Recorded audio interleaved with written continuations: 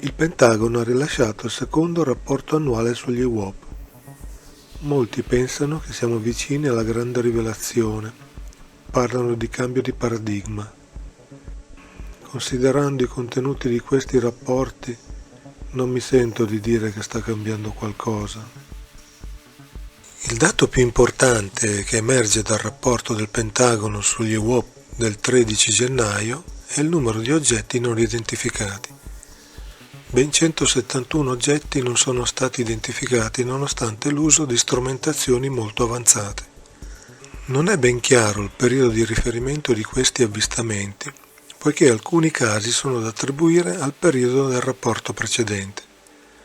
Possiamo solo stimare che molti di questi casi si riferiscono agli ultimi 12-18 mesi, ovvero dal precedente rapporto del giugno 2021 a quest'ultimo. Dopo questa precisazione possiamo dire che il numero 171 fa sicuramente impressione e si potrebbe concludere che al Pentagono se la stanno facendo sotto, ma penso che non sia affatto così. La AARO non è altro che la versione moderna del Project Blue Book e da quelle indagini 701 casi di oggetti non identificati rimasero irrisolti nell'arco di 20 anni. Questo significa che, in sostanza, non è cambiato nulla.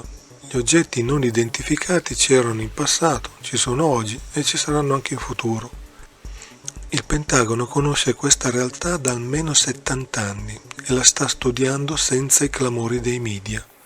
In altre parole, quello che vediamo è solo la punta dell'iceberg.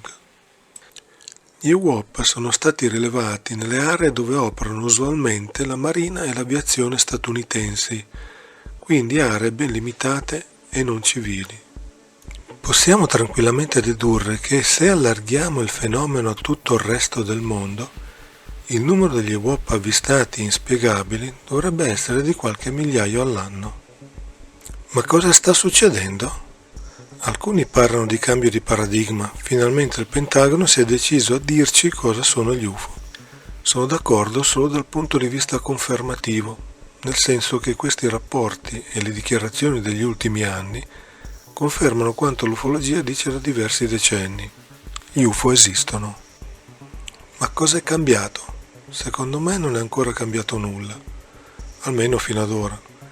Il Pentagono sta usando il linguaggio degli ufologi, mostra statistiche e immagini indistinguibili, come nell'incontro che c'è stato al Congresso il 17 maggio dell'anno scorso, dove Ronald Moultrie e Scott Bray hanno mostrato pochi fotogrammi che riportavano un oggetto sferico indistinguibile.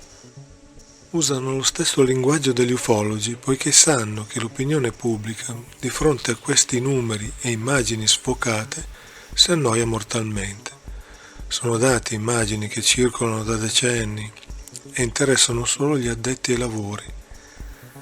Se invece ci mostrassero le testimonianze, raccontando i fatti oppure mostrando le parti di video che ancora non abbiamo visto, sono convinto che la questione UFO finirebbe sulle prime pagine dei giornali e dei TG e potremmo davvero parlare di cambio di paradigma. Come dicono nel rapporto, tra i 171 UOP ce ne sono alcuni che presentano caratteristiche di volo e prestazioni insolite. Nel rapporto precedente hanno usato il termine tecnologia rivoluzionaria. Quindi ci sono casi come quello raccontato dal comandante Fravor, pubblicato sul New York Times nel 2017, per i quali è impossibile dare una spiegazione convenzionale. Evidentemente si tratta di una scelta di comunicazione.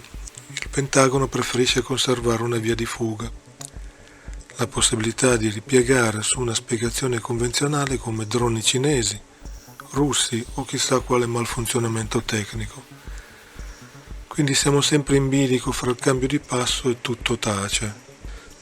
In effetti il cambio di passo lo abbiamo visto in questi ultimi anni, soprattutto ad opera della Marina degli Stati Uniti, con conferme, nuovi materiali, testimonianze e dichiarazioni ufficiali. Ma c'è sempre la sensazione che ci siano due attori in chiaro contrasto tra loro. La Marina sembra voler dare un contributo alla rivelazione, ma l'aeronautica frena molto questa iniziativa ed il Pentagono, con i suoi rapporti di basso profilo, sembra proprio intenzionato ad anestetizzare la situazione.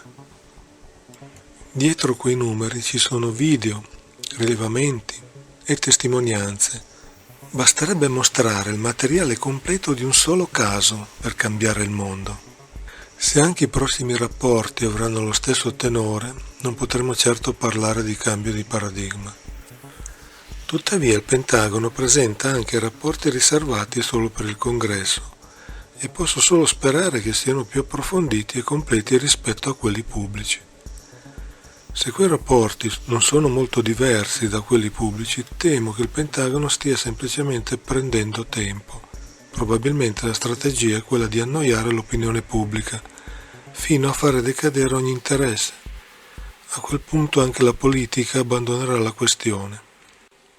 Spero di sbagliarmi, ma penso che la Aaro diventerà il secondo progetto Blue Book.